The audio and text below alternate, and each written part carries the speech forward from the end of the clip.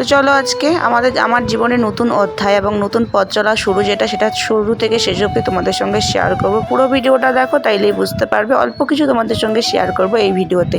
আর এই কয়েকদিন আমি কোনো ভিডিও করিনি, তার কারণে আমি কোনো কিছু তোমাদের সঙ্গে শেয়ার করতে পারিনি। তো চলো, যা শেয়ার করছি পুরো ভিডিওটা দেখো, তাইলেই তোমরা ঠিক বুঝতে পারবে সব কিছু। তো এই দিনের যে ভিডিওটা তোমরা দেখছো এখন, সেটা হচ্ছে 3 তারিখ, 3 সেপ্টেম্বরের ভিডিও। এটা হচ্ছে মনে করো সেই কখন তবু 11টার দিকের ভিডিও, সকাল 11টা। তো তখনও কিন্তু আমি ঠিক ছিলাম, আমার কোনো রকম সমস্যা ছিল না। আর আমার যেহেতু ডেট দিয়ে দিয়েছিল ডাক্তার একটা, তো এই কারণে হচ্ছে প্রথম ডেটটা চলে গেছিলো 2 তারিখ, আর পরের তার দিন হচ্ছে এটা হচ্ছে 3 তারিখের ভিডিওটা। তো যাই হোক, মা, বাবা, বোনু, তারপরে হচ্ছে ভাই, তার সাথে হচ্ছে মাম্মা মানে আমার দাদার মেয়ে আমাদের বাড়িতে গেছিলো। তো যেহেতু আমার ডেট চলে এসেছে, তো এই কারণে অনেক কিছুই করার থাকে, অনেক কিছুই কিন্তু থাকে। তার কারণে হচ্ছে মা কিন্তু সবাই মিলে গেছিলো যে মা কয়েকদিন থাকবে আর ওরা চলে আসবে। তো যাই হোক, এই সময়টা কিন্তু মায়ের খুব প্রয়োজন একটা মেয়ের পাশে, তোমরা সকলেই জানো। তো আমার মা যেহেতু 12 মাস নিরামিষ খায়, আমিষ কিন্তু কোনো কিছু মা মানে নাড়াচাড়া করে না। তো ওইদিকে হচ্ছে চা খাওয়ার পরে বাসনপত্র সব কিছু মা পরিষ্কার করে নিচ্ছে। আর মাম্মা এতক্ষণে ঘাস উঠাচ্ছিল, তোমরা দেখছিলে, তাই বুনু ওকে একটু পরিষ্কার করে দিচ্ছে। আর রৌদ্রটা প্রচুর হয়েছিল। তারপর হচ্ছে এটা দুপুর যখন 2টো বাজে, মানে হচ্ছে তার একটু আগের থেকেই আমার প্রচণ্ড ব্যথা শুরু হয়। তো ব্যথা শুরু হয়, আর এখন কিন্তু বাজে দুপুর 2টোর ভিডিওটা তোমাদের সঙ্গে শেয়ার করছি। তখন কিন্তু প্রচুর লেভেলের ঝড় বৃষ্টি শুরু হয়। আমরা যখন হচ্ছে গাড়িকে ফোন করি, তখন গাড়ি কিন্তু ঝড়ের জন্য আটকে ছিল। আর এদিকে দেখো, প্রচণ্ড লেভেলের কিন্তু ঝড় বৃষ্টিটা শুরু হয়ে গেছিলো। প্রচণ্ড ধোঁয়াশা দেখা যাচ্ছিল, মানে এমন লেভেলের বৃষ্টি পড়ছে, তার সঙ্গে হাওয়া। ভালোই কিন্তু গাছগাছালাও সেদিনটা নষ্ট হয়েছিল। এদিকে কিন্তু আমার যদিও হচ্ছে কন্টিনিউ কোনো সমস্যা নেই, কিন্তু মাঝে মাঝে যখন সমস্যাগুলো হয়ে উঠছে, তখন কিন্তু মনে হচ্ছে যে এই বুঝি প্ল্যানটা বেরিয়ে গেল। তারপরে আর মাঝখানে কেউ কোনো ভিডিও করার মতন পরিস্থিতিতে ছিল না, আর আমিও কিন্তু করিনি। তারপর একদম চলে এলাম 4 তারিখ 10টার দিকে, মানে হচ্ছে সকাল 10টা। সকাল 7:47 কিন্তু আমার ওটি সাকসেস হয়। তারপর হচ্ছে আমাকে বেটে দেওয়া হয়েছিল ওই 8টা নাগাদ এরকম। তারপরে হচ্ছে কিছুক্ষণ, আর এখানে এমন মানে ময়নাগুড়ি হাসপাতালে যেহেতু মানে আমার ডেলিভারি হয়েছে, তো মেন বিষয় হচ্ছে এখানে কিন্তু বাড়ির লোককে থাকতে দেয় না হচ্ছে মানে ভর্তি হওয়ার পরে বাড়ির লোকের কোনো অ্যালাউ নেই। শুধু সকাল হচ্ছে 7টা থেকে 8টার মধ্যে, আর এদিকে হচ্ছে বিকাল 4টা থেকে 5টার মধ্যে যা পেশেন্টের সঙ্গে কথা বলবে, দেখা করবে, সেটাই। আদার্স কিন্তু কোনো রকম পেশেন্টের সাথে বাড়ির লোক থাকতে পারবে না। আর এই অপারেশন অবস্থায় কিন্তু মানে ওঠা নামা করা বেড থেকে, তারপরে একটু হাঁটাচলা করা, বাচ্চাকে খাওয়ানো থেকে শুরু করে, সত্যি এই বিষয়টা মানে পৃথিবীর সমস্ত কষ্টকে হার মানায়। তো যাই হোক, মানে যা হয়েছে মানে সেটা শুধু একমাত্র যার সাথে হয়েছে সেই জানে। আদার্স আর আমি কিছু বলতে চাই না এটা। তবে আমি কিন্তু অনেকটাই সুস্থ হয়ে গেছিলাম, মানে নিজে চেষ্টা করছিলাম।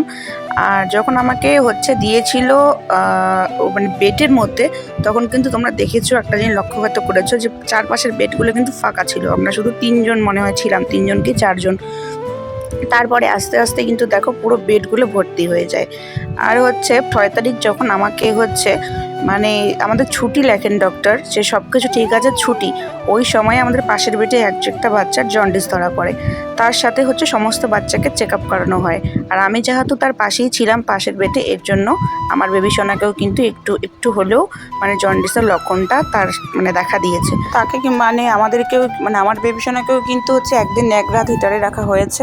আর তোমরা একটা জিনিস ফলো করো বক্সটাতে, যে আমার বেবি এখানে যেহেতু 3টা বাচ্চাকে রাখা হয়েছে, তো আমার বেবি সোনা যেহেতু মানে হচ্ছে অনেকটাই লম্বা হয়ে গেছে, তো তার কারণে হচ্ছে ওর পা কিন্তু বক্সের মধ্যে সোজা করা যাচ্ছিল না, মানে ও ককড়া করে কষ্ট করে ছিল অনেকটা সময়। তারপরে আমি ডক্টরকে বলে চেঞ্জ করে নিয়েছি, তখন কিন্তু আমাদেরকে আর একটা বক্স দিয়েছিল এক্সট্রা করে। তো যাই হোক, অনেকটাই কম পড়েছে। আর আমি শুধু ঠাকুরকে ডাকছি যে ঠাকুর ছুটি করে দাও আমাকে, আমার বাচ্চাকে সুস্থভাবে বাড়িতে চলো, আমি যেন তাড়াতাড়ি বাড়িতে যেতে পারি। শুধু তখন আমার কান্না পাচ্ছিল, আর যে ফোন করুক না কেন শুধু আমার কান্নাকাটিটাই বেরোচ্ছে, আর কিছুই না। কারণ আমি সেখানে একটা এমন অবস্থার মধ্যে পড়েছিলাম, ঘুম কোনোটাই হয়নি। আর তার সাথে হচ্ছে আমার অবস্থাটাও খুবই খারাপ হচ্ছিল, হাঁটাচলা করতে, বসে শুয়ে থাকতে, মানে এমনই অবস্থা হচ্ছিল যে আমি তোমাদেরকে বলে বোঝাতে পারবো না।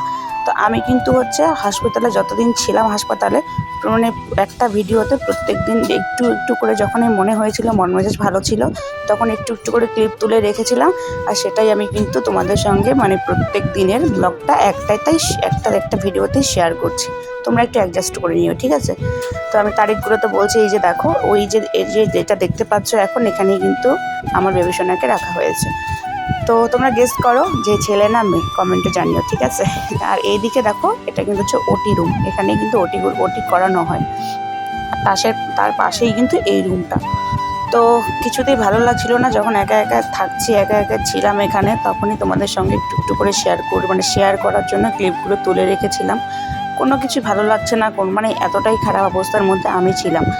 আর তোমাদের দাদাভাই সেও কিন্তু বাইরে মানে শুধু প্রচণ্ড কান্নাকাটি মন খারাপ নিয়েই ছিল।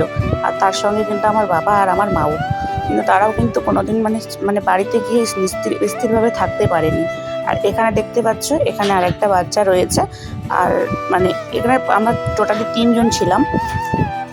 তো ফাইনালি হচ্ছে আজকে হচ্ছে 7 তারিখ, আর আজকে কিন্তু আমাদের ছুটিটা দিয়ে দেয়। তো অনেক রকমভাবে ছুটিটা আমি নিই, যেহেতু আমার বেবি সোনা মানে সুস্থই ছিল, বলেছিল আর একটা দিন দেখতে, কিন্তু আমি প্রচণ্ড কান্নাকাটি করেছিলাম, এই কারণে আর আমাদেরকে রাখেনি।